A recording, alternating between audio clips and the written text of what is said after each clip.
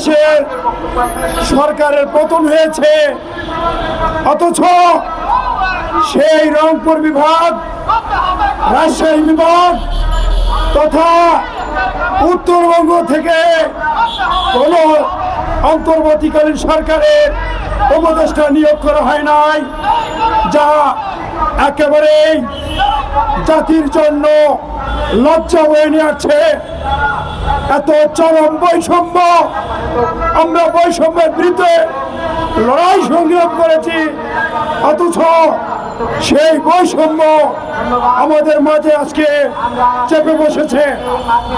মাননীয় প্রধান উপদেষ্টা, আপনি বলেছেন আমি আবু সাইদের কোঠায় আমি প্রধান উপদেষ্টা হয়েছি, ভালো কথা, কিন্তু একজন সংস্কার কমিশনের কোন প্রধানকে আপনি উত্তরবঙ্গ থেকে আপনি নেননি, যা জাতির সাথে তামাশা করেছেন।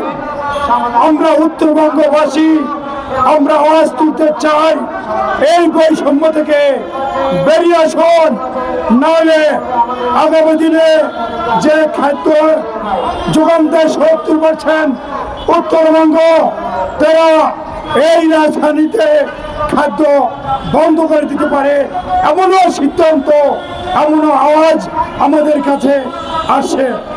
আমরা এই জন্য বলতে চাই, এই সরকারের যারা উপদেষ্টা আছেন তাদেরকে বলবো, আপনারা বৈষম্য বিরোধী আন্দোলনের কারণে আপনারা আজকে এই অন্তর্বর্তীকালীন সরকারের উপদেষ্টা হয়েছেন। আপনাদেরকে দৃষ্টি রাখতে হবে উত্তরবঙ্গের উন্নয়নের জন্য। বরাবর এই উত্তরবঙ্গ অবহেলিত, আমাদের আজকে তিস্তা, আজকে আমাদের পানি নেই, শুকিয়ে যাচ্ছে, আমরা ন্যায্য হিসেবে পাচ্ছি না। সেজন্য আপনারা আন্তর্জাতিকভাবে সে লবিং রাখবেন, আমরা যাতে করে আমাদের ন্যায্য হিসেবে পাই সে ব্যাপারে আপনাদের দৃষ্টি আকর্ষণ করছে।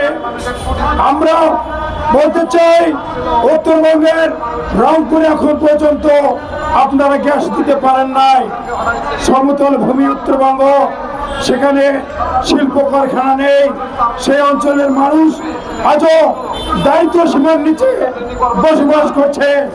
আপনাদেরকে মনে রাখতে হবে, উত্তরবঙ্গ ছাড়া বা রংপুর রাজশাহী বিভাগ ছাড়া কে দেশ স্বাধীন হয়েছে বা 24-এর আন্দোলন সার্থক হয়েছে?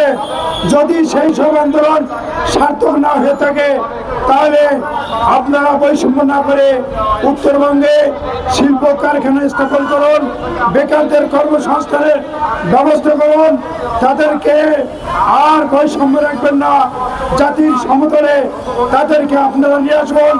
এই আশাবাদ ব্যক্ত করে আপনাদের উপস্থিত সকলকে ধন্যবাদ জানিয়ে আমার বক্তব্য শেষ করছি। আসসালামু আলাইকুম রহমতুল্লাহ।